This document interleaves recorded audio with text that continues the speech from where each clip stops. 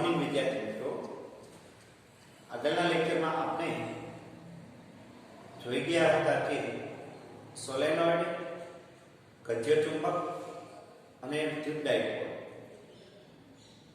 એમાં સોલેનોઇડ અને ગદ્ય ચુંબકનું ચુંબકીય ક્ષેત્ર, આ ચુંબકીય ક્ષેત્રને રજૂ કરતી ચુંબકીય ક્ષેત્ર રેખાઓ અને આ ચુંબકીય ક્ષેત્ર રેખાઓની લાક્ષણિકતાઓ જોઈ હતી. અને આ ચુંબકીય ક્ષેત્રની લાક્ષણિકતાઓ અને વિદ્યુત ક્ષેત્રની લાક્ષણિકતાઓમાં મુખ્ય જો તફાવત હોય તો એ હતો ચુંબકીય ક્ષેત્ર રેખાઓ બંધ ગાળા રચે, વિદ્યુત ક્ષેત્ર રેખાઓ બંધ ગાળા રચે નહીં. તો આ એક મુખ્ય તફાવત હતો વિદ્યાર્થી મિત્રો.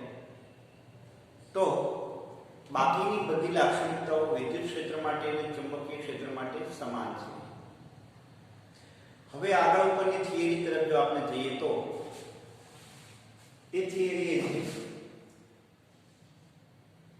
નાના સોલેનોઇડ માટે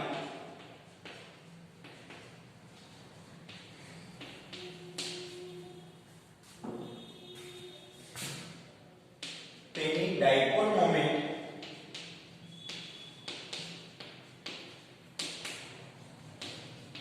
ના સંદર્ભમાં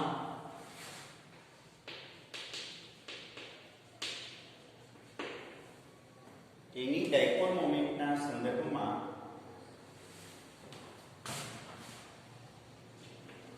મુખ્ય અક્ષ પર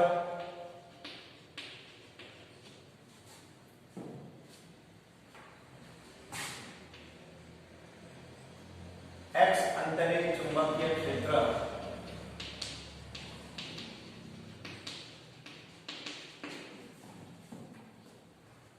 જણાવો.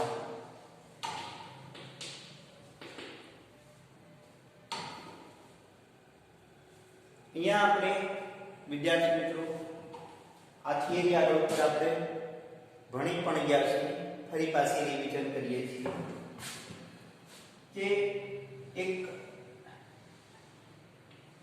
સોલેનોઇડ લઈએ, નાનો સોલેનોઇડ. આ સોલેનોઇડ માંથી પસાર થતી અક્ષ એને મુખ્ય અક્ષ કહીએ.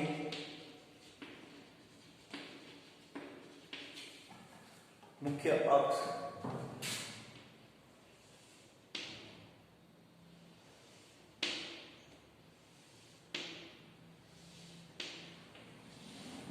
આના આટાની સંખ્યા છે, એમાંથી વહેતો વિદ્યુત પ્રવાહ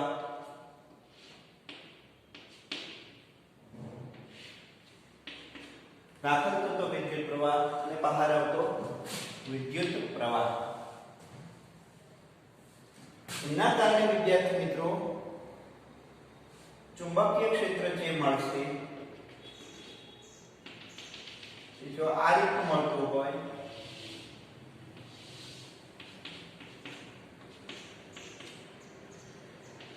નિયમિત ચુંબકીય ક્ષેત્ર, તો અહીંયા આ એનો એક આડછેદ છે.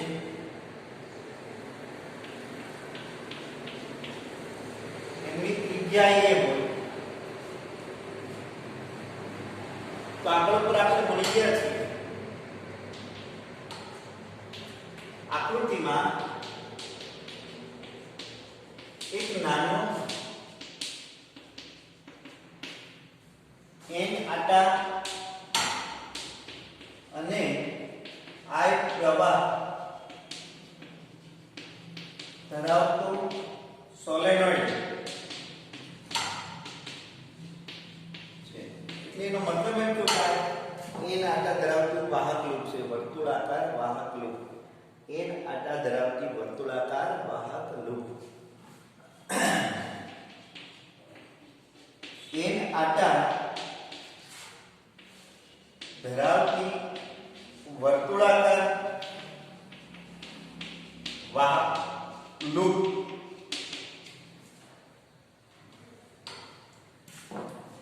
તો n આકાર ધરાવતી વર્તુળાકાર વાહક વડે આ ચુંબકીય ક્ષેત્ર ઉત્પન્ન થાય છે ત્યારે આ એક સોલેનોઇડ ગજિયા ચુંબક તરીકે વર્તે આવી રીતે કાલે આપણે જોયું હતું એ પ્રમાણે આવી રીતે એક ગજિયો ચુંબક અંદર હોય એવું વિચારીએ n ધ્રુવ s ધ્રુવ ચુંબકીય ક્ષેત્ર રેખાઓ બહાર નીકળે દાખલ થાય આવી રીતે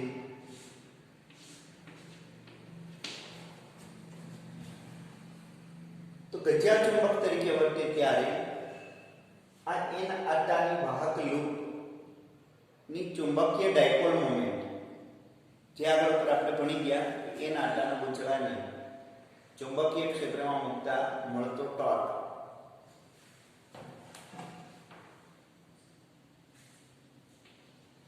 ની ચુંબકીય ડાયપોલ મોમેન્ટ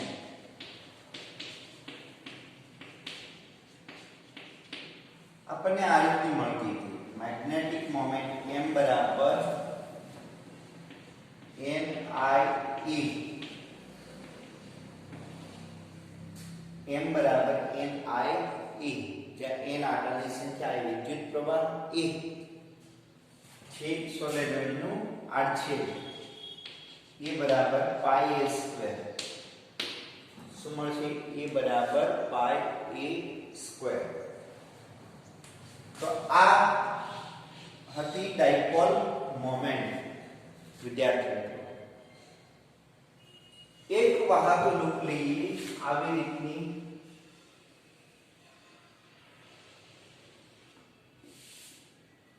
તો આ એક વાહક લૂપ પણ એક ચુંબક તરીકે જ વર્તે આવી રીતે વિદ્યુત પ્રવાહ પસાર થતો હોય તો આ એક ચુંબકીય ડાયપોલ તરીકે વર્તે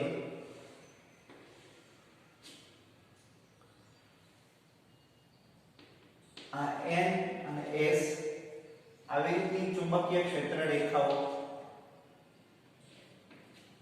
જે આપણે ઉપર જોઈ ગયા હતા આપણે દાખલ થશે અહીંયાથી બહાર આવશે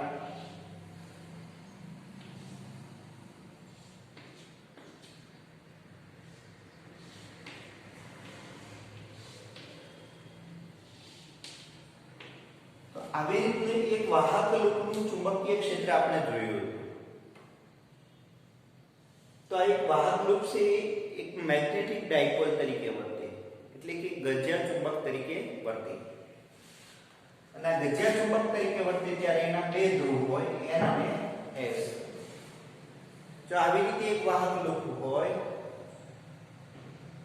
તો આંગળાઓને વાહકની દિશા આપો અંગૂઠાની જે દિશા મળશે તે ચુંબકીય ક્ષેત્રની અથવા ડાયપોલ મોમેન્ટની દિશા મળશે અહીંયા ડાયપોલ મોમેન્ટની દિશા આપણને આ રીતની મળશે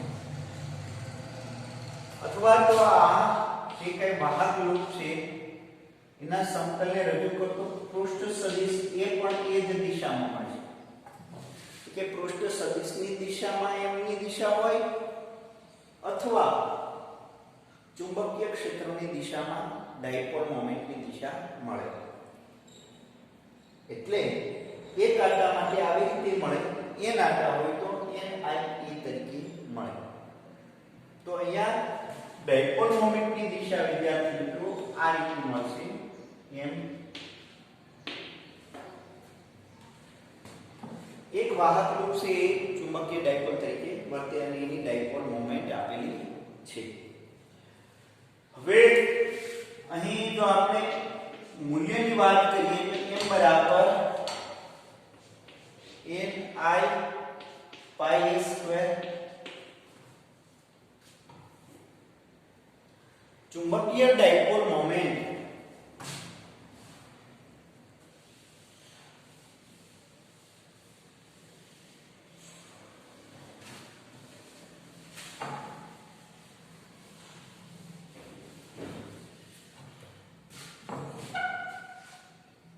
સોલેનોઇડ ને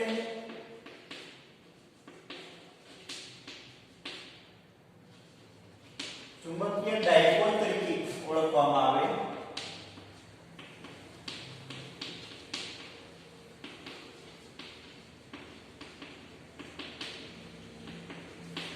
ચુંબકીય ડાયપોલ તરીકે લેવામાં આવે, સોલેનોઇડ એક નાના રજિયા ચુંબક તરીકે લેવામાં આવે. વિદ્યુત ચુંબક એટલે ચુંબકીય ડાયપોલ. ચુંબકીય ડાયપોલ એટલે એના બે ધ્રુવ હોય, N અને S, એટલે એને ચુંબકીય ડાયપોલ કહેવામાં આવે. આ ચુંબકીય ડાયપોલની ડાયપોલ મોમેન્ટ, ચુંબકીય ડાયપોલ ની ડાયપોલ મોમેન્ટ આપણને આ રીતનું મળશે, m બરાબર NI પાઈ સ્ક્વેર, જ્યાં a સોલેનોઇડની આડછેદની ત્રિજ્યા, I વહેતો પ્રવાહ, n સોલેનોઇડના આટાની સંખ્યા, m ચુંબકીય ડાયપોલ મોમેન્ટ. ચુંબકીય ડાયપોલ મોમેન્ટ સદિશ રાશિ. ચુંબકીય ડાયપોલ મોમેન્ટ સદિશ રાશિ, તેની દિશા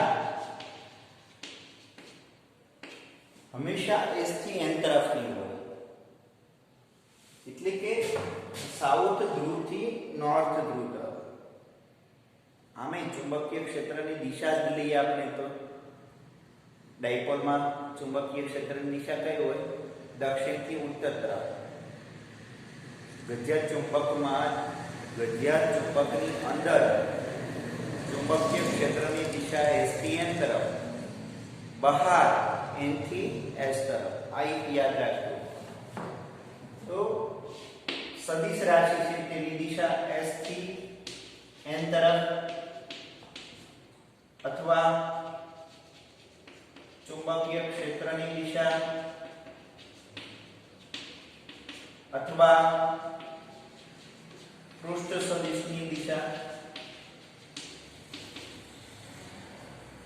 આવી રીતે ડાયપોલ મોમેન્ટની દિશા મળે. ડાયપોલ મોમેન્ટનો એકમ આપણને ખ્યાલ છે વિદ્યાર્થી મિત્રો, એમ્પિયર ઇન્ટુ મીટર સ્ક્વેર, એટલે એમ્પિયર ઇન્ટુ મીટર સ્ક્વેર એકમ છે ડાયપોલ મોમેન્ટનો એકમ. આવી રીતે આપી શકીએ m0 L2 એમ્પિયર એટલે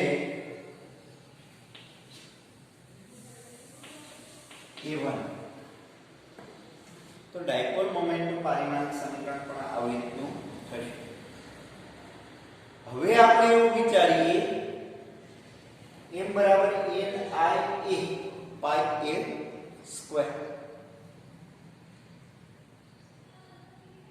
બીજું વિદ્યાર્થી મિત્રો, હવે આગળ ઉપર આપણે જોઈ ગયા, n આટાનું વાહક રૂપ હોય તો મુખ્ય અક્ષ પર x અંતરે ચુંબકીય ક્ષેત્ર.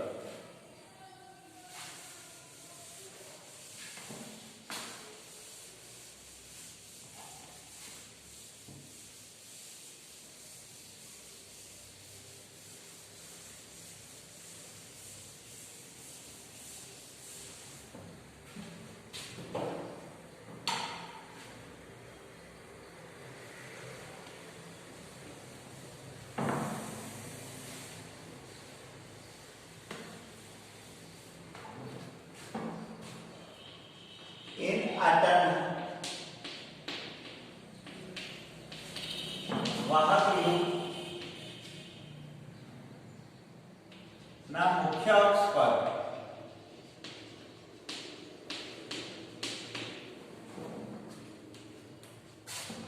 x અંતરે ચુંબકીય ક્ષેત્ર, એટલે આ રીતનું છે વિદ્યાર્થી મિત્રો.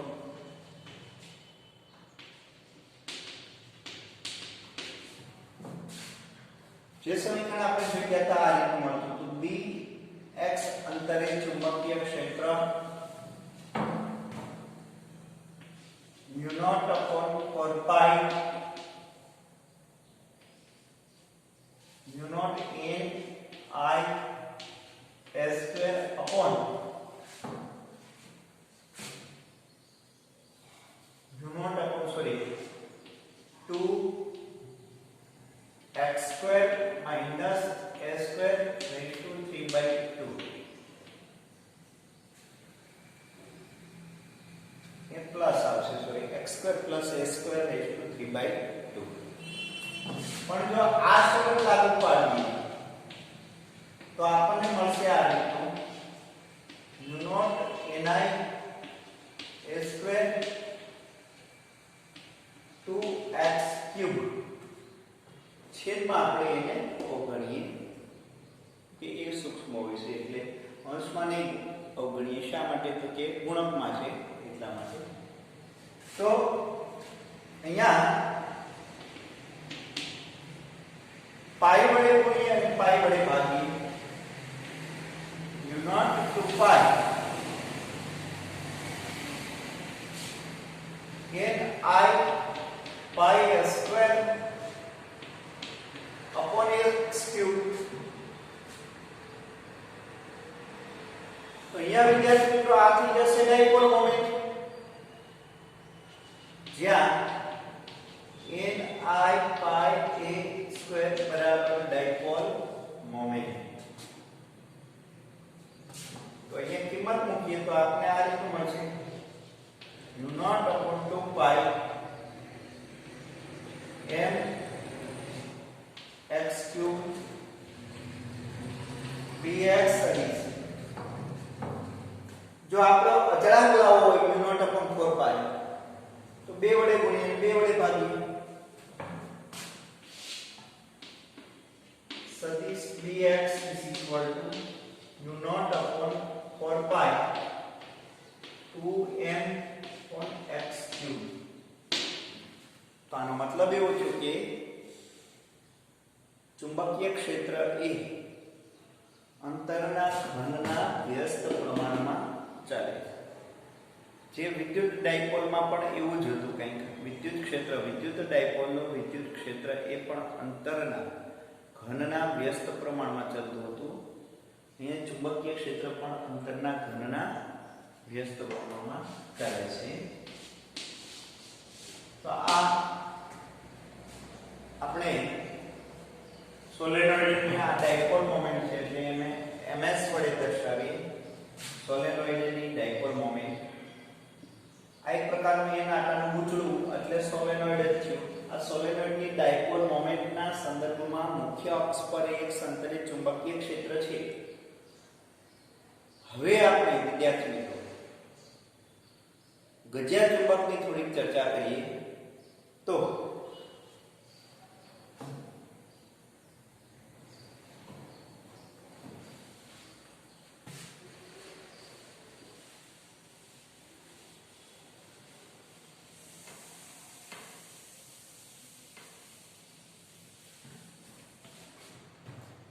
ગજિયા ચુંબકમાં આપણે જોઈએ તો વિદ્યાર્થી મિત્રો આ રીતનું એક ગજિયો ચુંબક આપણી પાસે હોય. એક પરિમિત લંબાઈનો ગજિયો ચુંબક એટલે ચુંબકીય ડાયપોલ હોય. પરિમિત લંબાઈનો એક ચુંબકીય ડાયપોલ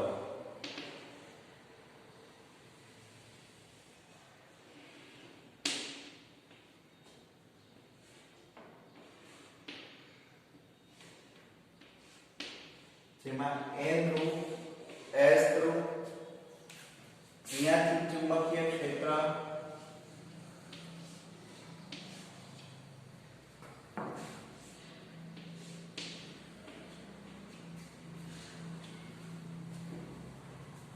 હવે પહેલું એક એમનું સેન્ટર પોઈન્ટ. તો આ ડાયપોલની મુખ્ય અક્ષ થાય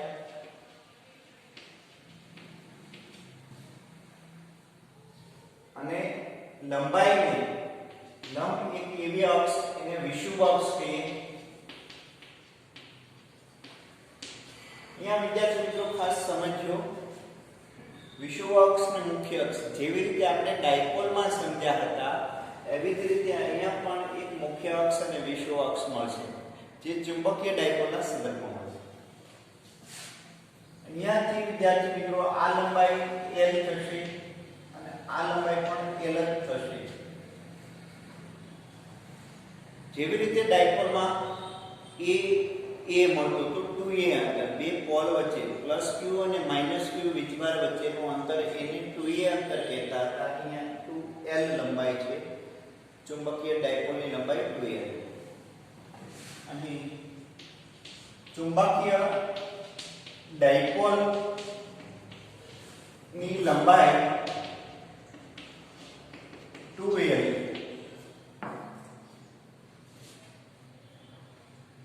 બીજું અહીંયા વિદ્યાર્થી મિત્રો ધન અને ધન વીજભાર અને ઋણ વીજભાર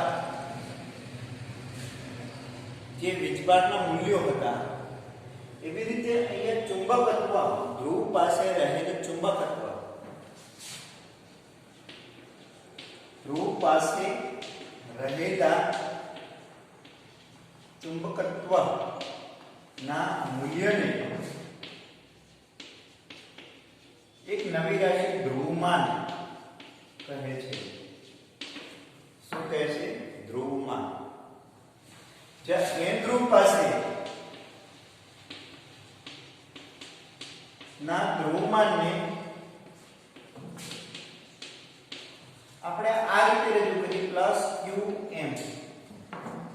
qm નો મતલબ એમ છે કે મેગ્નેટિક ધ્રુવમાન. q નોટ વીજભાર, ધ્રુવમાન દર્શાવે છે. અને s પાસેના s ધ્રુવ પાસેના ધ્રુવમાનને આપણે -qm વડે દર્શાવીએ. જેવી રીતે q વીજભાર અને q વીજભાર એવી રીતે qm અને qm એ ચુંબકીય ધ્રુવમાન દર્શાવે છે. શું દર્શાવશે? ચુંબકીય ધ્રુવમાન દર્શાવે છે. તો અહીંયા વિદ્યાર્થી મિત્રો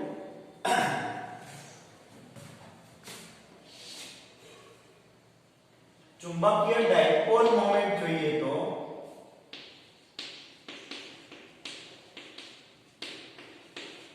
ગજ્જા ચુંબકની ડાયપોલ મોમેન્ટ એને mb વડે દર્શાવાય.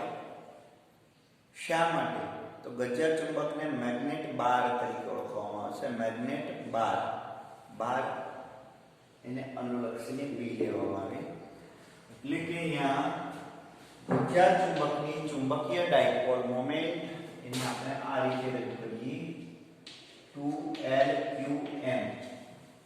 જેવી રીતે આપણે વિદ્યુત ડાયપોલને 2aq વડે દર્શાવતા હતા સેમ વિદ્યુત ડાયપોલ આ રીતે દર્શાવીએ છીએ. એવી જ રીતે ચુંબકીય ડાયપોલને આ રીતે રજૂ કરીએ mb = 2Lqm. જો ધ્રુવમાનની વ્યાખ્યા આપવી હોય તો આ રીતે આપી શકાય.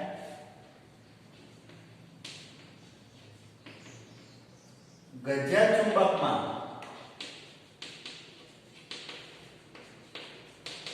એકમ લંબાઈની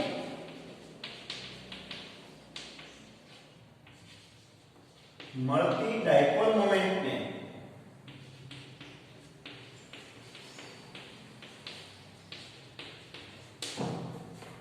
ચુંબકીય ધ્રુવમાન કહે છે.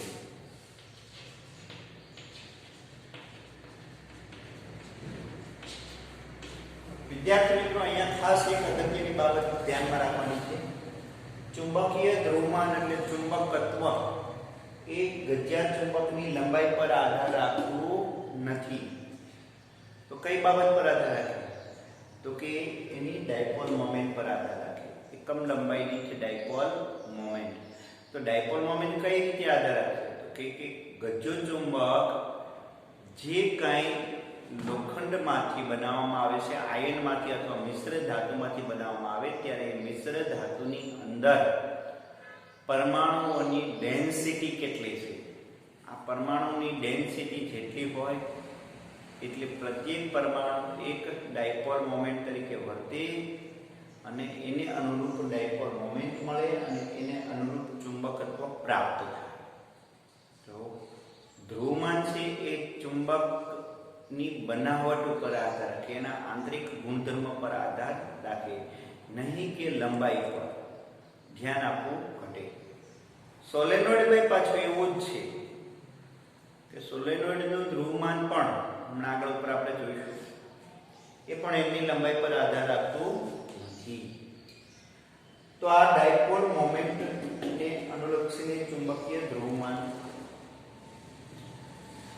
હવે વિદ્યાર્થી મિત્રો અહીંયા જો આપણે જોઈએ તો કેન્દ્રથી મુખ્ય મુખ્ય અક્ષ પર x અંતરે આપણે ચુંબકીય ક્ષેત્ર જોતું હોય તો સેમ આ જ સમીકરણનો ઉપયોગ કરવાનો.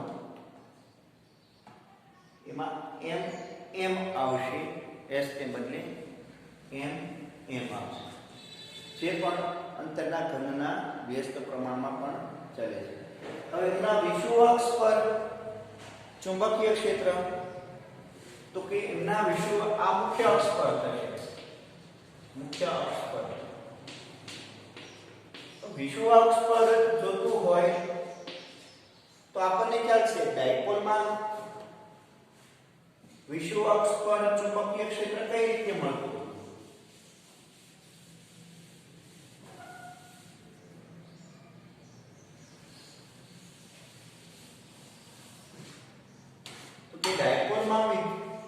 ચુંબકીય ક્ષેત્ર આપણને વિદ્યુત ડાયપોલમાં વિષુવ અક્ષ પર આ રીતે મળતું હતું. વિદ્યુત ક્ષેત્ર વિદ્યુત ડાયપોલમાં વિષુવ અક્ષ પર વિદ્યુત ક્ષેત્ર આ રીતે મળતું હતું -8p/y³ અને ઓલામાં આપણે મળતું હતું 2kp/z³.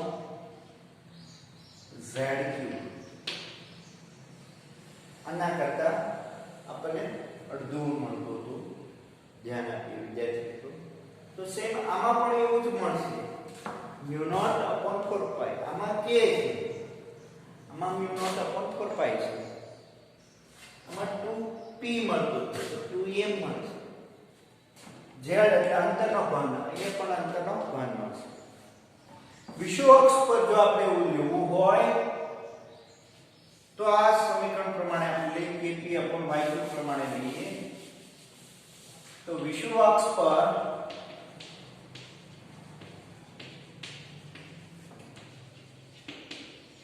ચુંબકીય ક્ષેત્ર આપણે આ રીતનું મળે છે.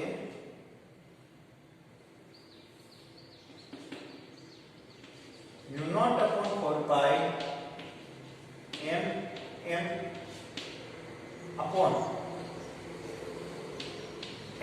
અથવા r³ અથવા y³ કોઈ પણ લઈ શકીએ.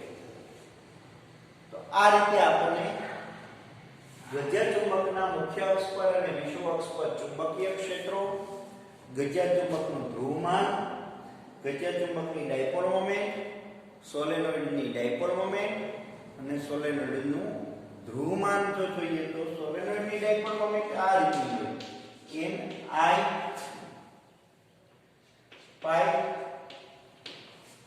ni/s². વિદ્યાર્થી અને જો આપણે એવું વિચારીએ કે આ n ને જો એકમ લંબાઈ દીઠ આટાની સંખ્યામાં કન્વર્ટ કરીએ તો કુલ આટા ભાગ્યા લંબાઈ. કેમ કે ચુંબકીય ક્ષેત્ર આપણે આ રીતનું મળતું હતું સોલેનોઇડનું μ0 ni.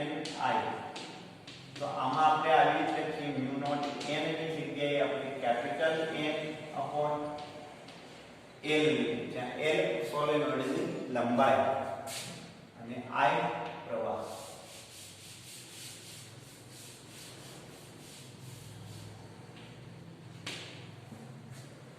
હવે અહીંયા આપણે વિચારીએ તો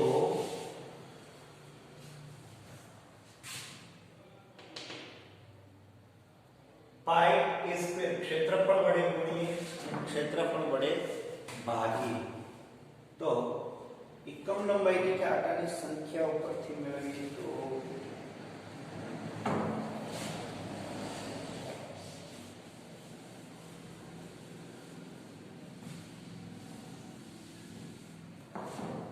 સોલેનોઇડની મેગ્નેટિક ડાયપોલ મોમેન્ટ Ni એ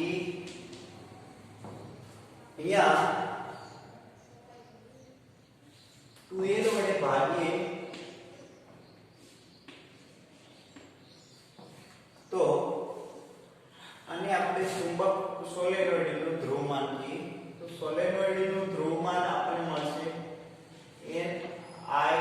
Ni/2l. સોલેનોઇડનું ધ્રુવમાન એકમ લંબાઈ દીઠ મેગ્નેટિક ડાયપોલ મોમેન્ટ. તો આ રીતે આપણને મળશે. વિદ્યાર્થી મિત્રો,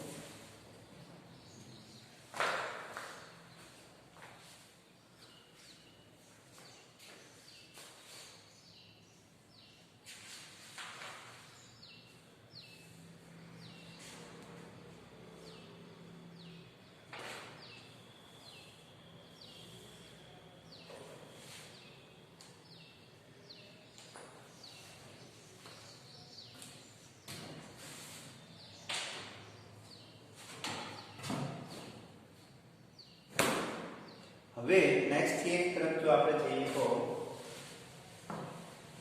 થિયરી એ છે કે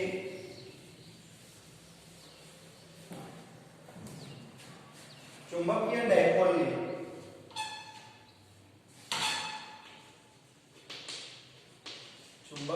ડાયપોલને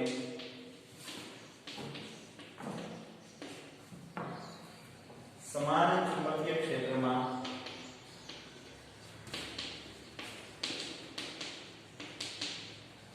મૂકતા લાગતા ટોર્કનું સમીકરણ લખી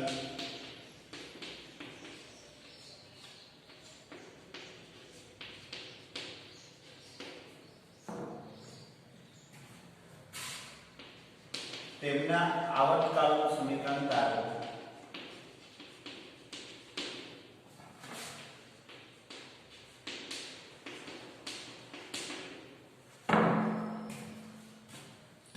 વિદ્યાર્થી મિત્રો, એક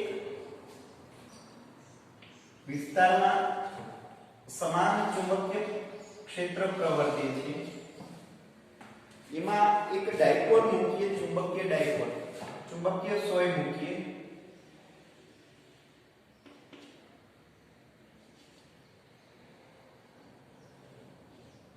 આ ચુંબકીય સોયનો n ધ્રુવ, ચુંબકીય સોયનો s ધ્રુવ, અહીંયા ધ્રુવમાં +qm -qm. ચુંબકીય ડાયપોલ મોમેન્ટ જો લઈએ તો આ રીતની મળશે આપણને s થી n તરફની. ના ચુંબકીય ડાયપોલ મોમેન્ટ ક્ષેત્ર સાથે થીટા ખૂણે રહેલી હોય ત્યારે એના ઉપર બળ લાગશે, મેગ્નેટિક બળ. આ બળને આપણે +Fm કહીએ અને -Fm કહીએ. જો આપણે બળનું મૂલ્ય આપવું હોય તો આ રીતે આપી શકાય, +qm * b. અહીંયા આપવું હોય તો આપી શકાય -qm * b. Same q * e એમ +qm * b -qm * b. તો આ રીતે ચુંબકીય બે બળ લાગશે સમાન મૂલ્યના વિરુદ્ધ દિશામાં. આથી ચુંબકીય સોય કોણાવર્તન આપે. જેવી રીતે આપણે આગળ પર ભણી ગયા કે n આટાના વાહક લૂપને ચુંબકીય ક્ષેત્રમાં મૂકતા ચુંબકીય ક્ષેત્રમાં ટોર્ક ઉત્પન્ન થાય. જે આગળ પર આપણે ભણી ગયા હતા એની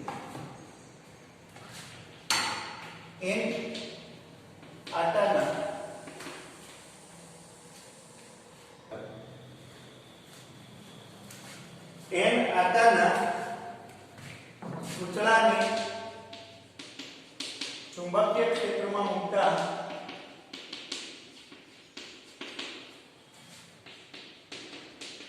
લાગતું ટોર્ક આપણે ખ્યાલ છે ટોર્ક સદિશ m × b. આગળ ઉપર આપણે ભણી ગયા.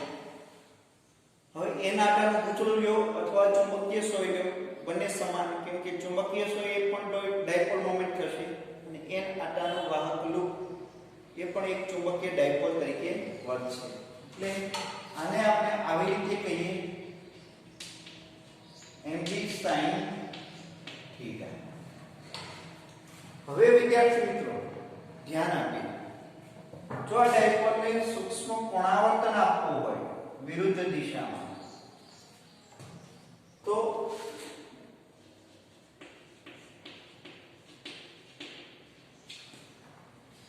કોણાવર્તન આપીએ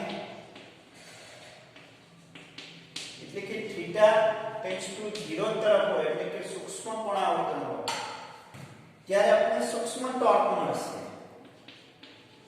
mb થીટા, ત્યારે કેમ કે થીટા એપ્રોક્સી sin થીટા તરીકે લઈ શકાય અને જેવું આપણે સૂક્ષ્મ કોણાવર્તન આપીને છોડી દઈએ તો પુનઃ ટોર્ક મળશે. પુનઃ ટોર્ક એ માઈનસ માં મળશે, minus mb theta, minus mb theta. હવે આગળ ઉપર આપણે ખ્યાલ છે કે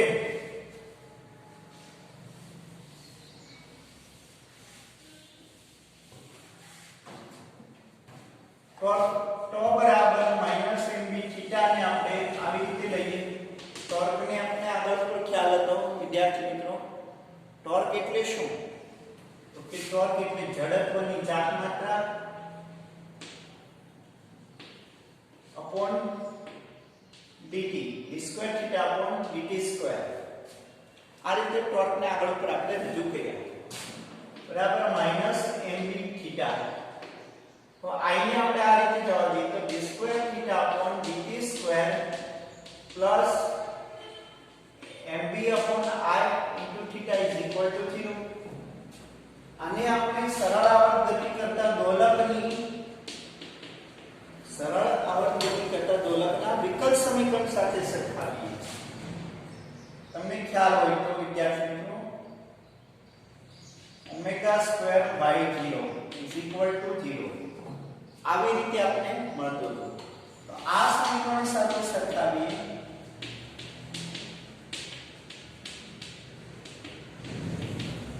આપણને શું મળશે? તો કે omega square is equal to mb upon I. Omega is equal to under root mb upon I. તો આ કોણીય સાથે સરળ આવર્ત ગતિ કરશે. શું કરશે? સરળ આવર્ત ગતિ. ડાયપોલને સહેજ કોણાવર્તન આપીને છોડી દઈએ એટલે ડાયપોલ ચુંબકીય ક્ષેત્રમાં કોણાવર્તન અનુભવે છે. જેવી રીતે વિદ્યુત ડાયપોલ કોણાવર્તન અનુભવતું હતું અને આવર્ત ગતિ કરતો હતો એવી રીતે ચુંબકીય ડાયપોલ મોમેન્ટ પણ ચુંબકીય ડાયપોલ પણ કોણાવર્તન પામશે, ચાપગતિ કરશે. તો એની આવૃત્તિ જોતી હોય તો 2πf mb upon I, f is equal to 1 upon 2 pi under root mb upon I. આવર્તકાળ જોતો હોય તો આ રીતે મળે 2 pi under root I upon mb. જ્યાં I તો કે જડત્વની ચાપ માત્રા, m ડાયપોલ મોમેન્ટ, b ચુંબકીય ક્ષેત્ર અને t એ એક દોલન માટે લાગતો સમય.